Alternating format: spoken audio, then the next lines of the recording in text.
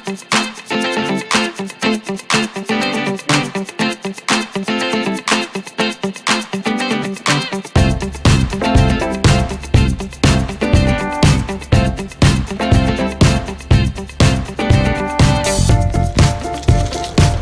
everybody, this is Dear Mama Sal. It's Saturday. Happy birthday, Sal. And as they say in the classics, what day is your birthday? And I say August the 30th. They say what year? Every year. And I'm just on my way to a birthday party, which is partially for me.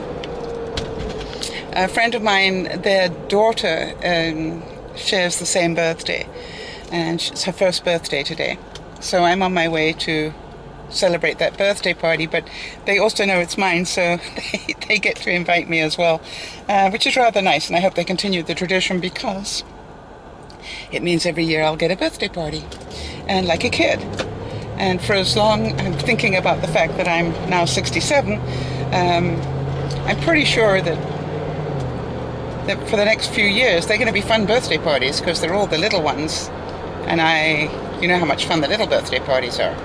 So I'm hopefully going to have the kid in me enjoy bouncy castles and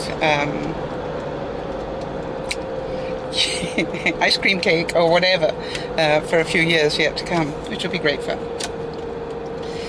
We had some awesome broadcasts yesterday, and I was pretty tired by the end of it, because we did 2 long broadcasts, both at lunchtime. It seemed long. I'm not sure how long it was, but anyway, it seemed like we went over time, which I think we did. And then last night we surely went over time, big time. I think we did another 7-hour broadcast yesterday evening, last night, well into the morning. And those of you who literally are staying up through the night for this, I am amazed at you, really. However, the topic was one about, in large part, about our shadow side. And then also there was some discussion later in the night from a group of viewers who had experienced abuse in their life, and that was quite a topic and that's why we stayed on so long. So first of all, I wanted to talk about this shadow side of our personality, because not many people seem to know about it or are aware of the need to have a look at it. Let me try and explain that. If you grew up in a dysfunctional family, the chances, sorry, I just want to check there, the chances are that there were certain things you had to keep quiet about. It's nobody else's business. You know, your Uncle Fred was a drunk, but we don't talk about that. And, you know, all those stories go on. You know, your father beats your mother, but, you know, don't you dare mention that in public. And so all these things that are what I call shadow things, and it can be as simple as hiding who we really are. And I think part of what being healthy is about is that you actually don't have to pretend anymore. You don't have to live the lie. And I did mention a couple of times yesterday, Scott Peck wrote a book called Children of the Lie. And it's not easy reading, because of the way it's written and because of the subject matter. But if any of you grew up in that sort of dysfunction, then Children of the Lie is a book or at least try and hunt it down on the internet and see if there's a pocket version of it that you can get grips with. And so basically what this is all about is, what do we hide from the world? What do we pretend to be as opposed to who we are? And, you know, who we are is a mixture of good and bad. You know, one of the things that I said when I started Dear Mama Sal is, you know, if I can't be truthful about the good and the bad, then I don't want to do this. I don't want people to believe that my life is full of just good stuff, because I've seen more than enough videos about that. And yes, we all want to laugh and giggle and fantasize about a perfect life, but you know, I don't think that's helping a lot of people. So one of the things that I try and do is to keep really grounded on, yes, but let me tell you the other side of my life. And you've seen me do it many times because I don't want to create this illusion. What I was really amazed with last night was we had a viewer, I'd like to give a heads up here, I think it was to Rachel, who was talking about the fact that she has friends in Australia and that they actually watch the Dear Mama Sal vlogs, these little chats in the car, and then they'll get together on Skype or wherever and then discuss how it's relevant to their life.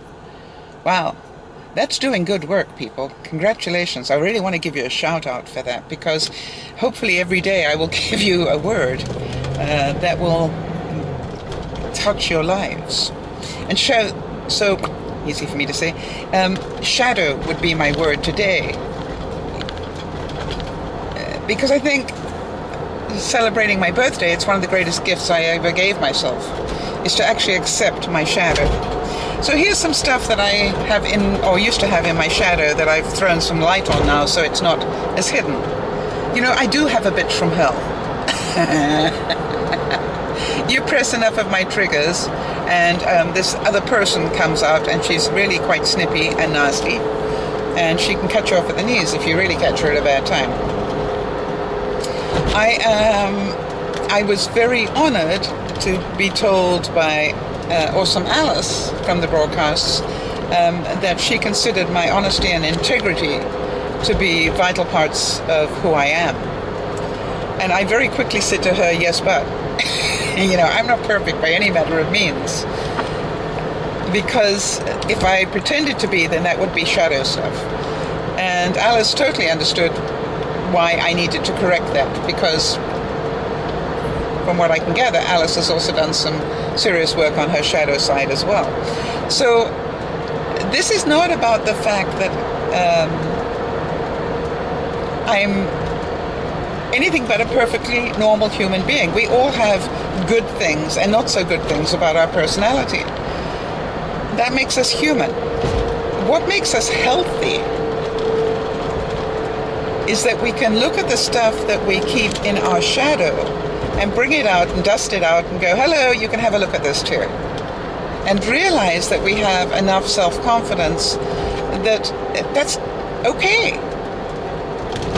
In fact, I want to tell you, having done some pretty heavy work on that and still not being perfect, that I listen to people who pretend that they don't have these negative qualities in their lives.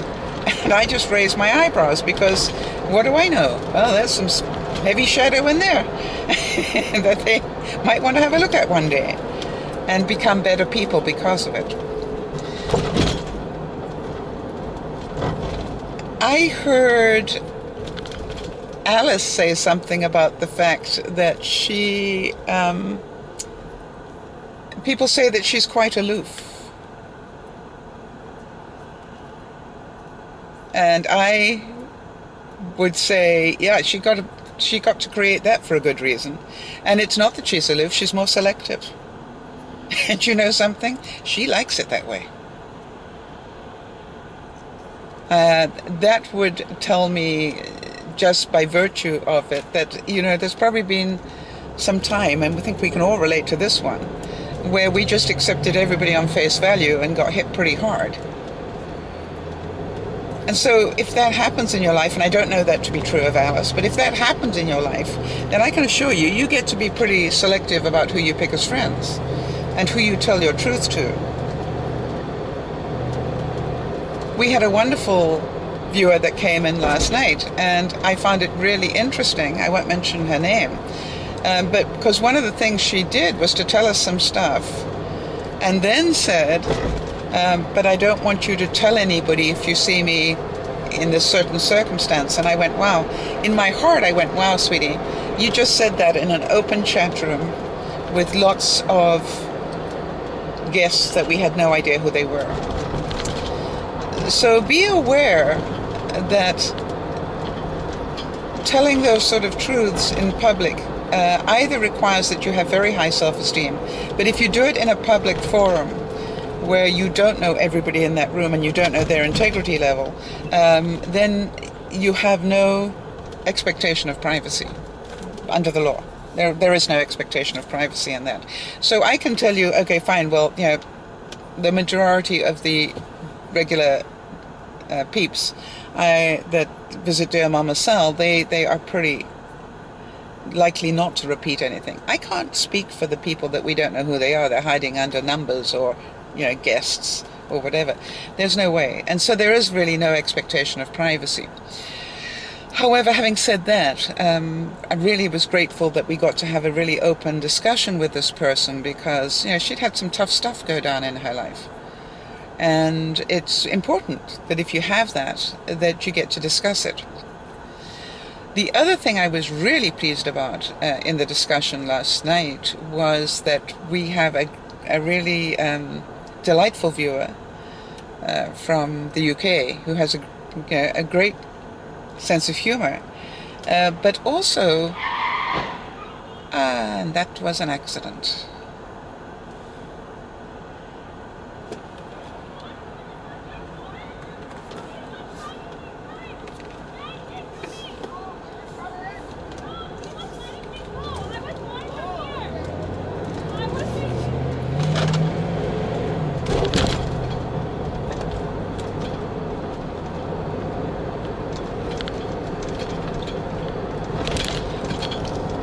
Okay, so I'm not talking because part of me goes, I just witnessed an accident and I didn't stop. Everybody's fine, by the way. Everybody was out of their cars and screaming at one another. But I didn't stop. And I was a witness to it. So now I will do what I have to do today, and then I will phone the authority to which this accident will be reported, and I will let them know what I saw. Okay, and I don't have to do that until I'm ready.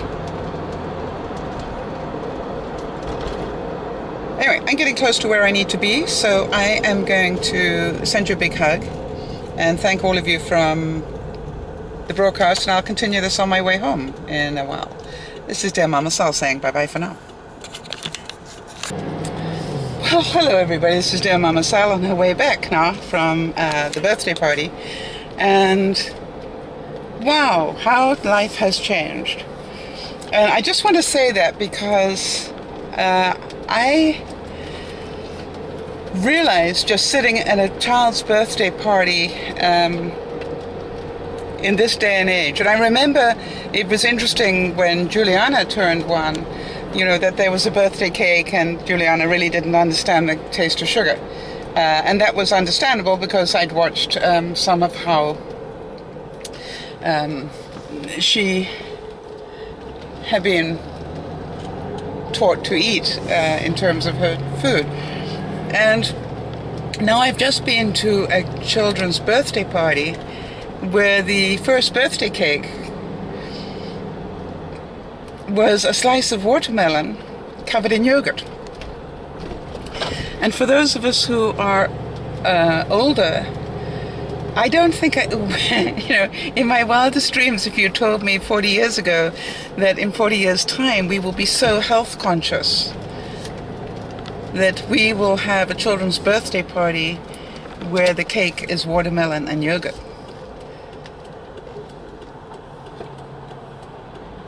And for those of you who know, I talk about my kid a lot, my inner kid. You know, my inner kid's going, where's the birthday cake? Seriously. It's my birthday too. Where's my birthday cake? You know, I want the one with sugar. And it really was quite an amusing thing. And the other thing was that, you know, it was just so different from the sort of birthday party that I can remember having. where everybody's hyped up on sugar.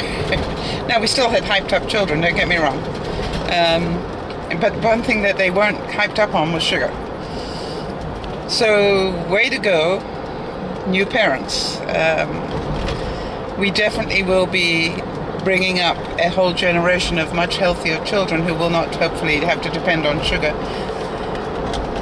So, but you know, to actually see it in real life to that degree was quite amazing. And I think the comment that I heard from the mother is, you know, what children need is food, real food. Not processed, not whatever. They need real food. And, you know, that's a pretty simple lifestyle to live by when you're bringing up young children.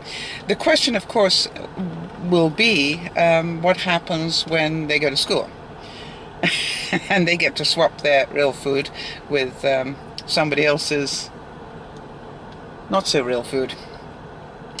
So I think that will be an interesting reality. I just want to take a little quick look here because this is where I saw the accident, and I'm going to put a call in this afternoon when I get home, just to let them know that if they need a witness to that accident,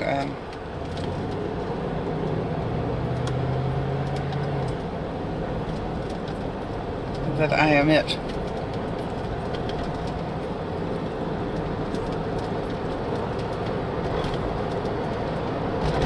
Actually, I don't know if any of you have ever done that, if you've ever been a witness to an accident before. It happened to me probably about 10 years ago, where I was actually unusually walking down a street near where I live, and the reason I was walking was I was attending something. I went and picked up a coffee because there was going to be a wait. So I just walked up to the local Tim Hortons and grabbed myself a coffee, and I was walking back again when I witnessed an accident between a man probably in his mid-40s and a young driver, I would think in their early 20s. And it was really interesting to watch the dynamic that went down. And the first thing is this older man got out of his car, and they actually got off the road, you know, because they were both capable of doing that, and they got the cars off the road. But he was really aggressive to her. And I actually wasn't going to be involved until I saw that go down. Well, for those of you who know me a little bit better, you know that injustice is something I don't do very well. I don't like injustice. And he was manipulating the fact that she was a young kid and he was a 45-year-old guy. And as soon as I saw that go down, that part of me that goes, you think that you have power? Let me tell you what it looks like. Certainly some of you are going, uh-oh. And I walked forward and I looked at her in the eyes and I said, the first thing I'd like to do, if you would allow me, is to give you a hug, because you must be very bent out of shape emotionally from this. It was very scary. And when I said that, she cried. And so I gave her a hug. And I said, and the second thing I want to tell you is that I need you to ignore what this man is saying to you. I was witness to this, and I saw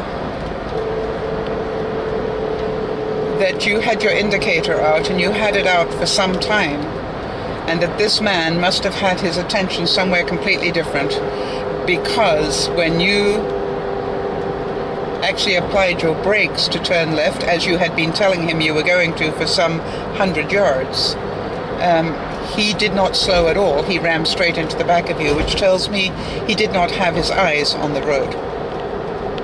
He had them somewhere else.